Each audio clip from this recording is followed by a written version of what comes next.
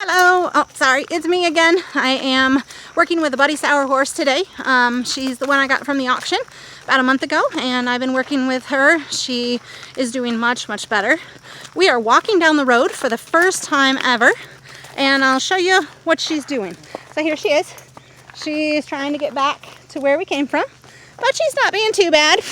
She's circling around me a little bit. She keeps crossing in front of me. That's her way of saying, I want you to stop and I want you to turn around. That's the way horses control one another. They see each other as a herd.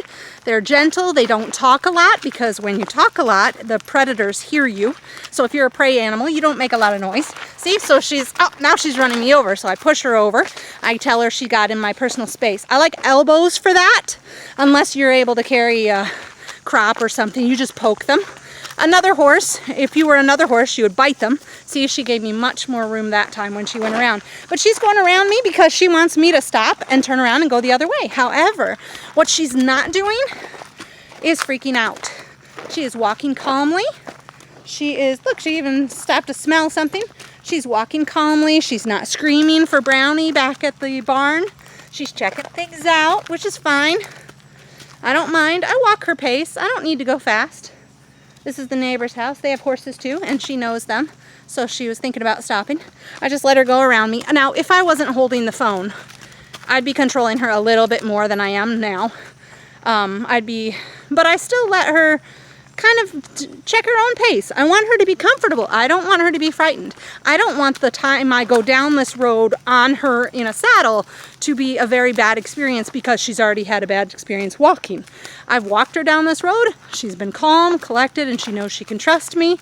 And the next time I ride down this road in a saddle, I want her also to be calm and collected and know she can trust me. So we're just wandering down. She's coming to check me out. She's a little too close, so I'm going to elbow her a little bit and get her to back off and push her away. Excuse me, getting a mosquito. They're out really bad right now. Okay, good. She respects the elbow. I taught her that right away, because she was the kind of horse that was all on top of you. And when she got nervous, that's what she did. So I have taught her that the elbow, wherever, means that she's in my space, and she's responding really good to that now.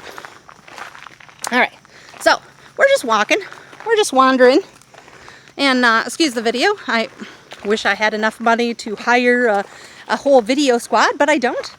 Oh, so we're stopping to look at something. She's getting a little nervous. We're getting further and further from home. So I'm just going to stop here because she's getting really nervous.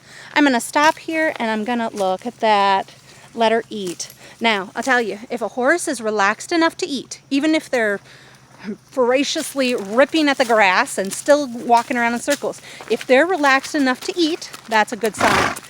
Okay? The blowing is also a good sign. Excuse the turning. I hope you don't get sick from the video. The blowing is also a good sign.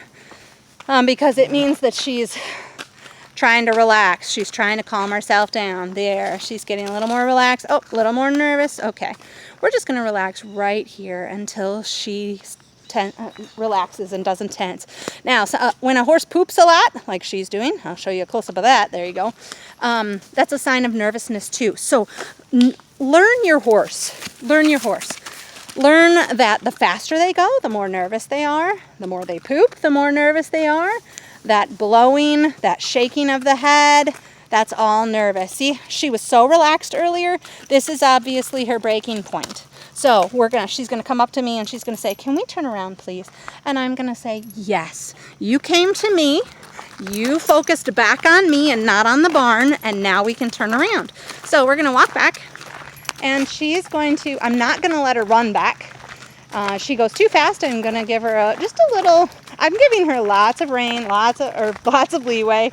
And if she starts walking a little too fast, I'm just going to shake that lead line a little bit. You see it shaking there? And that tells her to slow down. She is actually a really well-trained horse. But I don't know her story. She was in the auction, and she was skin and bone, and she was extremely nervous. She has very high anxiety. We're going to step off the road because there's a car coming. So we're just going to step off the road and stop here. And she's in my space again, so we're going to do the elbow. Did you catch that? Even better is a crop. Thanks. Even better is a crop, because then you can get her a little further out of your space, because ideally you want them at arm's length. You want them right here, at an arm's length, which is right where she is. I've been working at her to get her to learn to do this arm's length thing. But, you know, she gets too close, I get her with that elbow, and that's what I do. So, it's a busy day today here. I guess it's rush hour on my little dirt road. So, she is relaxing. She is happy to be walking back. She is calming out.